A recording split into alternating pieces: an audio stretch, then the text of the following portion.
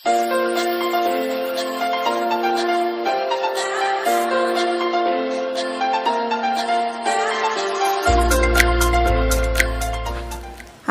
আলাইকুম সুপ্রিয় দর্শক, আশা করি যে যেখানে আছেন আলহামদুলিল্লাহ ভালো আছেন।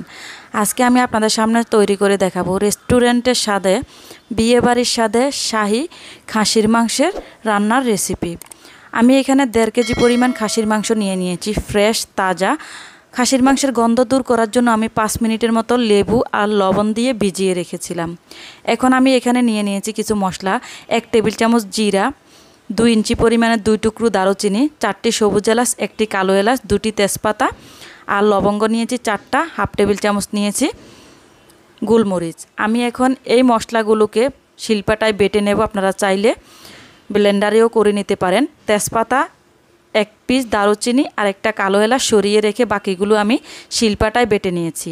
আর নিয়ে নিয়েছি 2 টেবিল চামচ পরিমাণ আদা বাটা, 1.5 টেবিল চামচ পরিমাণ রসুন বাটা আর যে আস্ত মশলাটুকু সরিয়ে নিয়েছিলাম সেটুকুও নিয়ে নিয়েছি। আমি চুলায় একটা কড়াই বসিয়ে দিয়ে হাফ কাপের একটু কম সয়াবিন তেল দিয়েছি, 3 টেবিল চামচ পরিমাণ দিয়েছি সরিষার তেল। এই রান্নার টেস্টটা কিন্তু সরিষার তেলে অনেকটা বাড়িয়ে দেবে। এখন আমি তেলটা হালকা গরম হয়ে গেলে 2টা তেজপাতা, 1টা দারুচিনি, 1টা কালো এলাচ একটু ফেটিয়ে তেলের মধ্যে দিয়ে দিয়েছি। তেলটা হালকা একটু গরম হয়ে গেলে পেঁয়াজগুলো দিয়ে 1 কাপ পরিমাণ পেঁয়াজ দিয়েছি আমি। পেঁয়াজটা দিয়ে আমি 1 মিনিটের মতো নেড়েচেড়ে ভেজে নেব।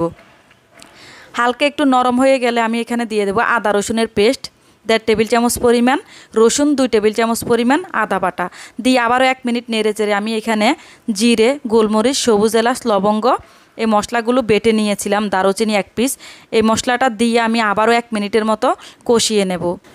1 মিনিটের মতো নেড়েচেড়ে ভালোভাবে কষিয়ে সামান্য পরিমাণ পানি দিয়ে দেব যাতে মশলাটা পুড়ে না যায়।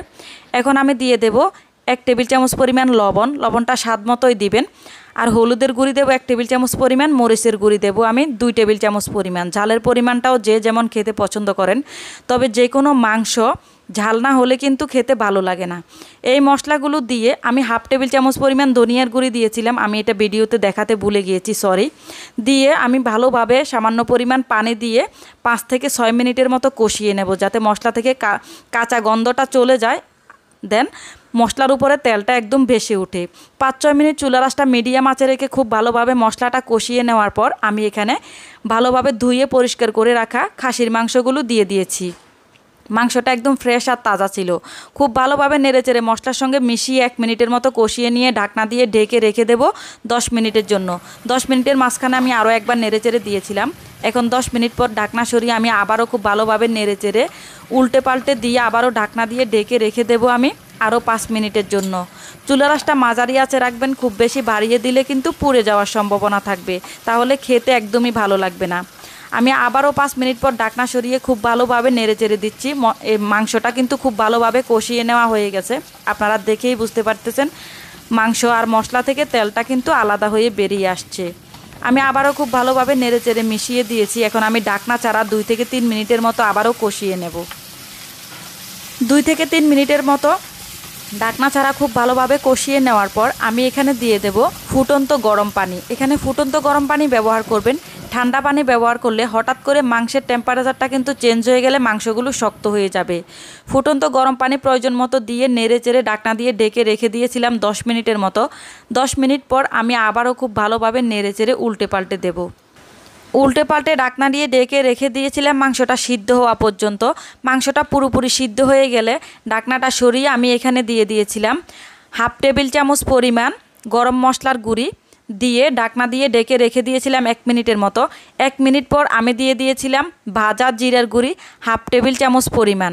ভাজা জিরার গুঁড়ি হাফ টেবিল চামচ পরিমাণ দিয়ে আমি আবারও নেড়েচেড়ে ঢাকনা দিয়ে কিছুক্ষণের জন্য অপেক্ষা করেছিলাম। ঢাকনা দিয়ে ঢেকে কিছুক্ষণের জন্য অপেক্ষা করার পর ঢাকনা সরিয়ে আমি এখন আবারও একটু নেড়েচেড়ে চুলাটা বন্ধ করে দেব। আমি আবারও বলছি, এই প্রসেসটা পুরোপুরি দেখে আপনারা যদি খাসির মাংসটা রান্না করেন অথেন্টিক বিয়েবাড়ি আর রেস্টুরেন্টের স্বাদ পাবেন। খাসির মাংসের কোনো গন্ধ পাবেন না, যেহেতু এটা লেবু আর লবণ পানিতে ভিজিয়ে রাখা হয়েছিল 5 মিনিটের মতো। হালকা একটু কুসুম গরম পানিতে ভিজিয়ে রাখবেন, একদম আঙুল শোয়া মতো। দেখেই বুঝতে পারতেছেন রেসিপিটা কতটা লোভনীয়, কতটা আকর্ষণীয় হয়েছে। পারফেক্ট একটা খাসির মাংস রান্নার রেসিপি আমি আপনাদের সঙ্গে শেয়ার করেছি। আশা করি আপনাদের সকলের কাছে ভালো লাগবে। যদি ভালো লেগে থাকে প্লিজ চ্যানেলটিকে সাবস্ক্রাইব করবেন, একটি লাইক কমেন্ট অ্যান্ড শেয়ার করে সবার মাধ্যমে ছড়িয়ে দেবেন। আপনাদের একটি লাইক কমেন্ট অ্যান্ড শেয়ার আমাকে নতুন করে ভিডিও তৈরি করার অনেক উৎসাহ জাগায়। সো আমার আজকের রেসিপিটি কেমন লাগলো প্লিজ আমাকে কমেন্ট করে জানাতে ভুলবেন না। ভালো থাকবেন, সুস্থ থাকবেন, যে যেখানে থাকবেন। আল্লাহ হাফেজ। আসসালামু আলাইকুম।